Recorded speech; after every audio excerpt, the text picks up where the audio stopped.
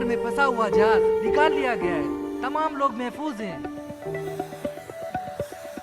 شہر سے دور ہوں پر خبروں سے دور نہیں۔ تو ابھی اپنا فون اٹھائیے اور سما SMS نیوز الرٹس حاصل کرنے کے لیے SA ٹائپ کیجئے اور بھیج دیجئے 8125 پر۔ سما SMS نیوز الرٹس، جانتے رہنا لازمی ہے۔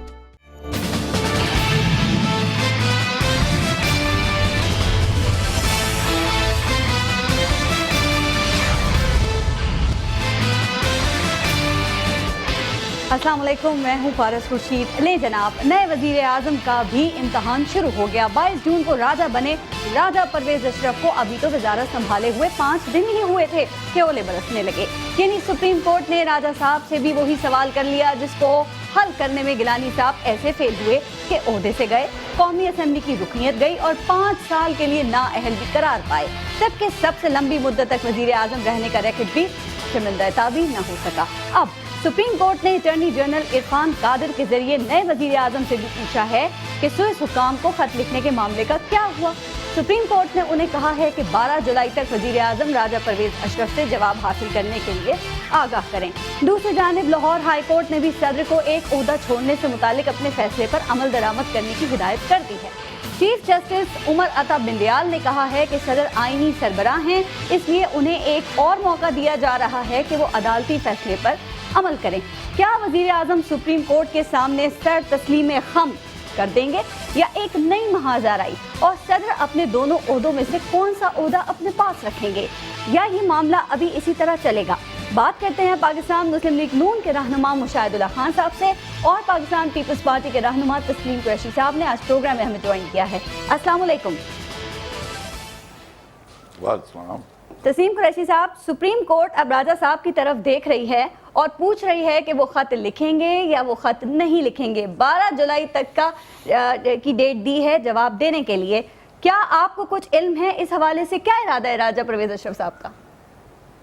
دیکھیں جی، ارادہ تو انہوں نے پہلے دن ہی ظاہر کر دیا ہے کہ آئین اور قانون کے مطابق جو ہوگا اس کے اوپر عمل ہوگا۔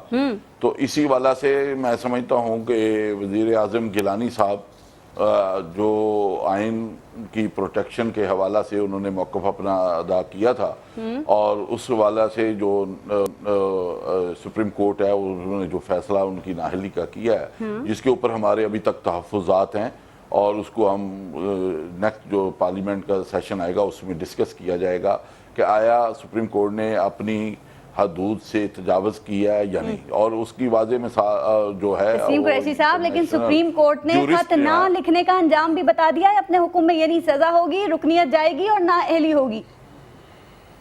دیکھیں، اس حوالہ سے آپ کو معلوم ہوگا کہ ذوالفقار علی بھٹو جب شہید کیا گیا تو اس کے بعد بھی یہ بات چلی کہ کتنے بھٹو مارو گے، تو آج اس کے اوپر جب آئین اور قانون کی تحفظ کی بات ہے، اس کی رکھوالی کی بات ہے، تو اس کے اوپر بھی کتنے وزیر اعظم مارو گے وہ نعرہ چلے گا۔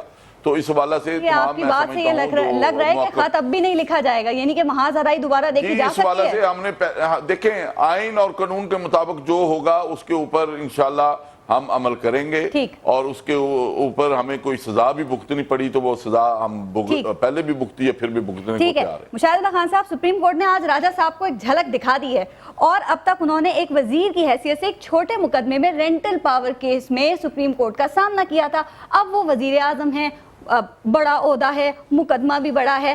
آپ کا کیا خیال ہے، راجہ صاحب اس امتحان میں سرخرو ہوں گے؟ جی بسم اللہ الرحمن الرحیم۔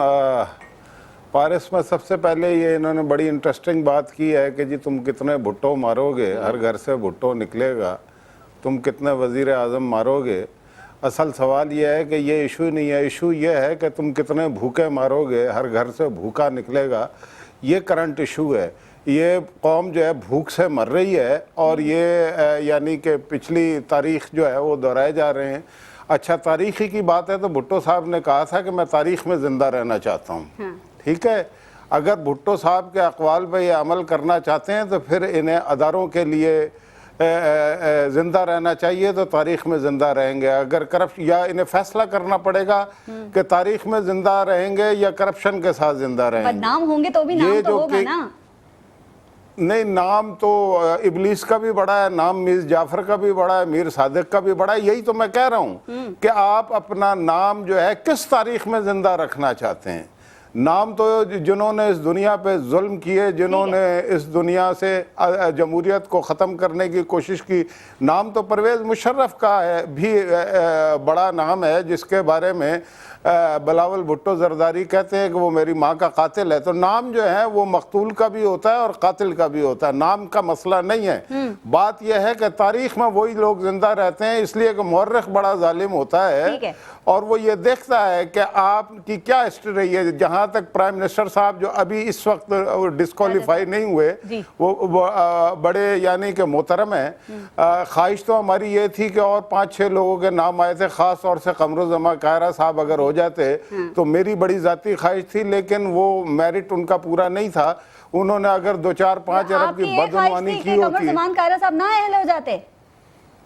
नहीं, मैं तो ये चाहता था कि वो बन जाते, लेकिन उनका मेरिट पूरा नहीं है, क्योंकि उन्होंने 2-4 अरब रुपए की अगर बदनवानी की होती तो मैं देखता कि वो वजीर आजम कैसे ना बनते।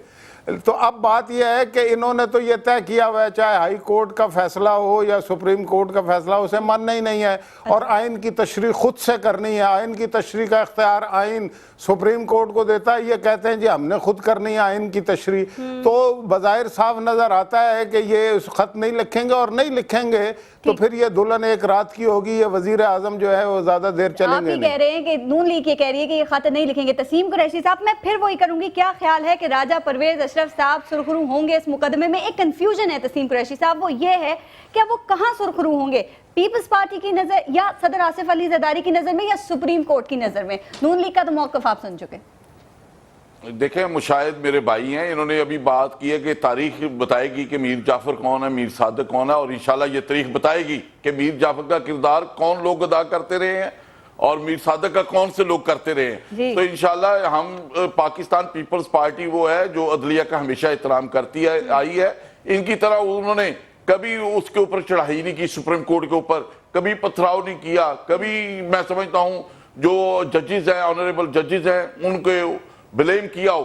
इस हवाले से एक बात सिर्फ हम एक बात कहते हैं, आइन और कानून उसके मुताबिक हमने हलफ उठाया है और इंशाल्लाह उसकी जो रखवाली है, क्योंकि आइन भी बनाने वाले हम हैं। 73 का आइन हमारे लीडर ने बनाया है और आज जब 18वीं तरमीम में रीस्टेट हुआ है आइन, तो उसको भी पाकिस्तान पीपल्स पार्टी और उसकी जो कोलिशन गवर्नमेंट्स हैं, पार्टीज हैं, उन्होंने बनाया। तो उस वाला से जो हमारा मौकफ है, आज भी हम उसके ऊपर कायम दायम हैं। आप अपने मौकफ पे कायम हैं। ये राजा साहब कितना तूल दे सकते हैं इस मामले को? तसीम कुरैशी साहब जरा इसको क्लियर कीजिएगा, क्योंकि जो साबिक वजीर आजम है यूसुफ रजा गिलानी साहब, उन्होंने तो अच्छा खासा टाइम निकाल लिया था, इसमें गुजार लिया उन्होंने, तो ये कितना तूल दे सकते हैं इस मामले को?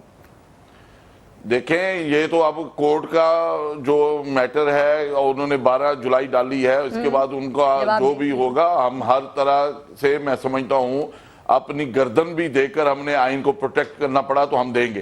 ये वजारतें, ये वज़रा, ये वजीर आजम की सीट हमारे लिए कोई मायने नहीं रखती पीपल्स पार्टी के वर्कर के लिए, और वो समझता है कि आइन का तहफ़्फ़ुज़ करना हमारी जिम्मेदारी है और ये हमारी ड्यूटी है। करना आपकी जिम्मेदारी है। मुशाहिदुल्लाह खान साहब, ये PMLN राजा साहब को कितनी मोहलत लेने देगी?